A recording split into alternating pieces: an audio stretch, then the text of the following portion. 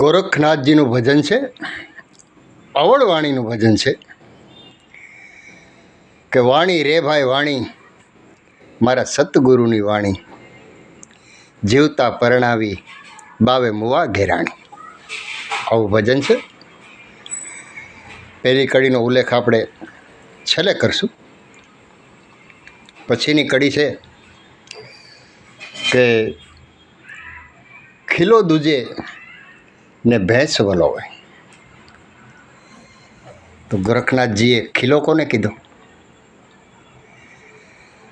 તો કે તમે કોઈ શિવની ભક્તિ કરો, રામની ભક્તિ કરો કે અલેગની ભક્તિ કરો, એના નામ લ્યો એટલે તમે એ ભક્તિને ખીલે બંધાણ.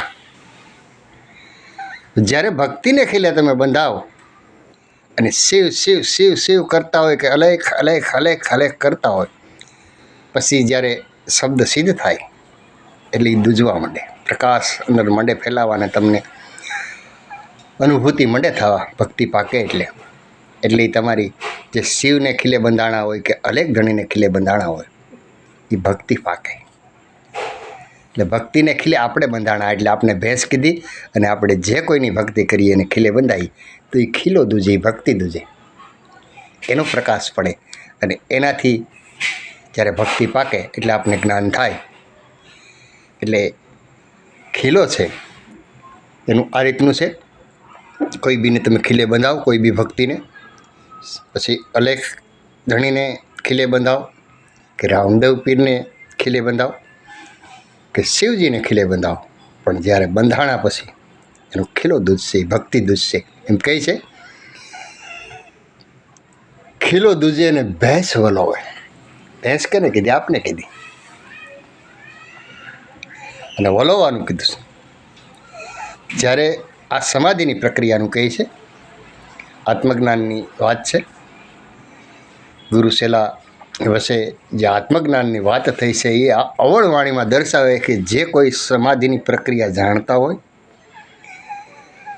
એને એ જ એનો ઉલ્લેખ કરી શકે. બાકી બધા ફીફા ખાંડવાની વાતો છે. જે લોકો આત્માના દર્શન કરવા માટેની જે પ્રક્રિયા છે, જે સમાધિ છે, એની પ્રક્રિયાને જાણતા હોય એ આ ભજનમાં સમજી શકે કે શું કહેવા માગે છે. એટલે ઈંગલા પિંગલાને સુક્ષ્મણા ચાલુ કરી અને પદ્માસન લગાવીને સુક્ષ્મણા જ્યારે ચાલુ થાય એની વાત કરે છે. જ્યારે જમણી ઈંગલા ને ડાબી પિંગલા આવી 11 વખત કુંભક કરો. કુંભક એટલે શ્વાસને રોકવો. 11મી વખત જ્યારે તમે શ્વાસને રોકો ત્યારે સૂક્ષ્મણા ચાલુ થાય. 350 માત્રા પૂરા કરવા પડે. માત્રા એટલે સેકન્ડ. 350 સેકન્ડ સુધી શ્વાસને રોકે એટલે શું થાય? અંદર મુંજારો આવે ને, આપણે શ્વાસ બહાર નીકળવાનું કરે, આપણે રોકતા હોઈએ. તો એ પ્રક્રિયાની અંદર જ્યારે સૂક્ષ્મણા ચાલુ થવાની પ્રક્રિયા થાય એટલે તમારો જે શ્વાસ છે એ જેમ વેલની ઘોડે આમ ઘૂમરા મારે. વેલ કેમ આટા મારે, મારી જાતિ અંદર આટીઓ મારવા માંડે એટલે વલોવાનું કહે છે. ભેંસ વલોવે.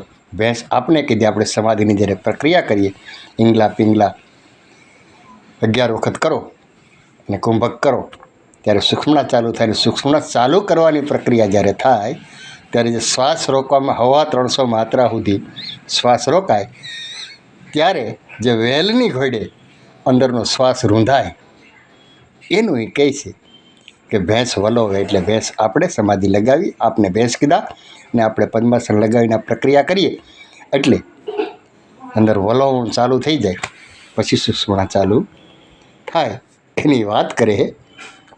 હવે આગળની કડીમાં હું કહે એ વિડિયા લાંબા થાય એટલે આપણે સસરો પારણીએ અને ભોમ હિસકાવે એ આગલા વિડીયામાં કહ્યું. એટલે આ બધી આત્મજ્ઞાનની વાતો છે અને ગોરખનાથજી એના ગુરુની વાત છે. અને આમાં તથ્ય એક દોરાવાય ખોટું નથી, કારણ કે એને ચોખ્ખું લખ્યું છે કે અમારે સતગુરુની વાણી, પણ થોડીક અવળ વાણી લખી છે કે જે આત્મજ્ઞાની હોય, જે ખરેખર જેને સમાધિની પ્રક્રિયાની ખબર છે, આવો જ વ્યક્તિ આનો ઉલ્લેખ કરી શકે અને જાણી શકે કે શું કહેવા માગે છે ને અંદર શું કરવાનું છે. જય અલેખ ધણી. આગળની કડી શું કહી આપણે જાણીએ. હર હર મહાદેવ. જય 12 બીજના ધણી. જય અલેખ ધણી.